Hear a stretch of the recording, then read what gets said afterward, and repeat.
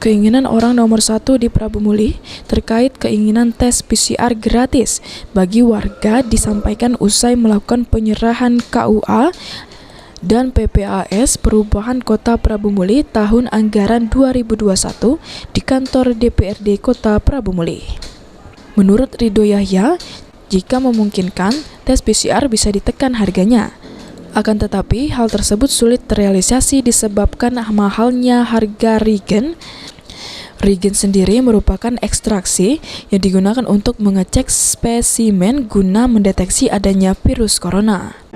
Jadi medianya itu yang media pengembangan dari virus itu yang mahal itu, harga itu.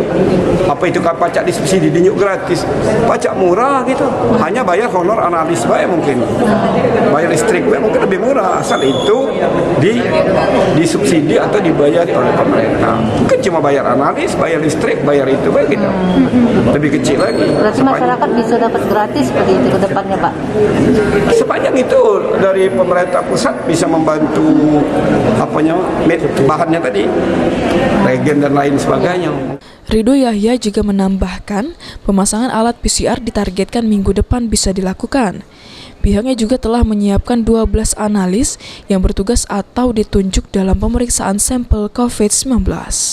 Beni Firdaus, PAL TV.